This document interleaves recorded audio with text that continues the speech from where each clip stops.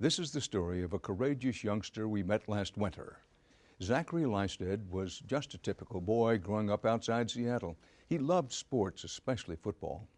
But what happened to Zachary on the field one afternoon became a wake-up call to athletes everywhere. I was never so scared in my life. I mean, there's no pain that I could ever feel worse than that pain. Victor Lystedt's life changed in an instant on this football field one sunny fall afternoon in 2006. You know, it's a moment that I wouldn't wish on any parent. I mean, your child just one day before that was perfect. I mean, there wasn't anything wrong with your child. And then one day later, you don't know if your child's going to live, and they're fighting for their life for day after day after day. His son, star athlete Zack Lystedt, used to have a lot of big days.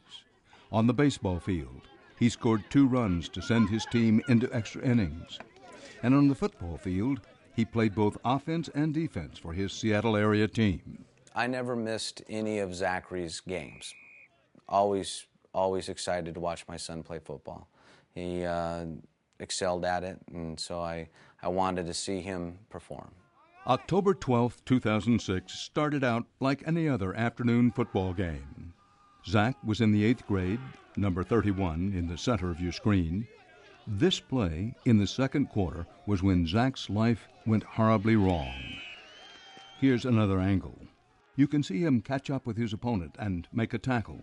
His head snaps backwards and hits the field. Zack puts his hands up to his head, rocking back and forth. Doctors later said this is when he sustained a concussion and should not have returned to play. But in the second half, he was back in the game. Zack played defense. He's in the pile there making the tackle. And he played offense. Here he carries the ball. And here he makes a block. With his brain still recovering from the first concussion, doctors now believe these additional hits caused even more dangerous pressure inside his skull. His dad could tell something was off. At the very end of the game, I noticed my son was shaking his head and not doing what a normal child should do, and I didn't understand what was going on, and I started getting a little concerned, and I walked out and asked Zack what was wrong with him, and he said, "Dad, my head hurts really bad. My head hurts really bad." He started losing consciousness, went down to the ground, and suffered stroke after stroke. With brain cells quickly dying, Zack was airlifted from the football field to Seattle's Harborview Medical Center. He spent a week in the ICU, 3 months in a coma, and had surgeries on both sides of his brain. His mother, Mercedes, remembers. It was always nerve-wracking when the doctors would come in and check everything and stuff, and you could see the only thing that was protecting the brain was the skin. And every time they touched him, you were afraid, oh my gosh, I hope they're not doing something to hurt him. They reassured us that they weren't, but you still aren't, sure of that. He couldn't say anything. He didn't say his first word till about 9 months. He said, "Oh." 9 months after his injury. He couldn't move any part of his body for about 13 months, and he started moving his left side a little. And the Lystedts have started to see these tiny accomplishments as major victories. This is Zack Lystedt today. The touchdowns and tackles on the football field are gone, but Zack still enjoys playing sports through video games. He's even learned to play Wii using his left arm. And he's able to be competitive with his best friend, Naya. We spent a typical day with him and saw just how grueling his schedule is. Pull, Zack. Go. Pull. First stop in the morning, Nice work. physical therapy to work on relearning how to walk. Get tall, bring that weight forward. Good job, Zack.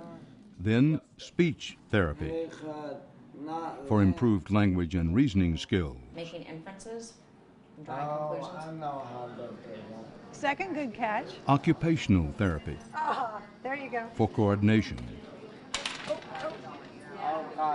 Okay, now we're coming And after a quick meal in the van, he's off to work with a personal trainer at a local gym to try to rebuild his muscle. So keep it slow. Control it on the way down. The hardest part of seeing their son go through this is knowing it was all preventable. The Lysteds have filed a claim against the school district, partly because Zack was sent back into the game after his first head injury.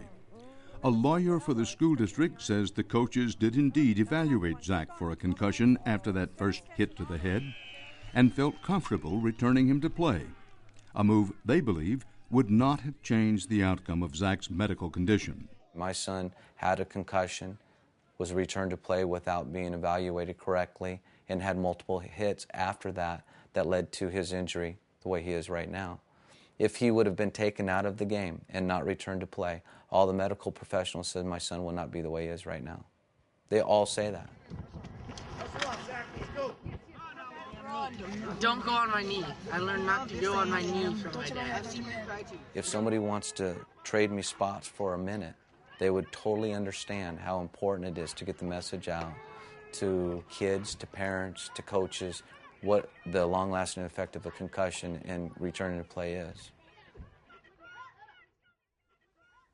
After our original story aired, Zack's saga picked up more national attention on cable and network news programs and also in newspapers. Then, too, the NFL has done an about-face and is now suddenly taking brain trauma to professional football players much more seriously. We will continue our investigation into young athletes and head injuries coming early next year.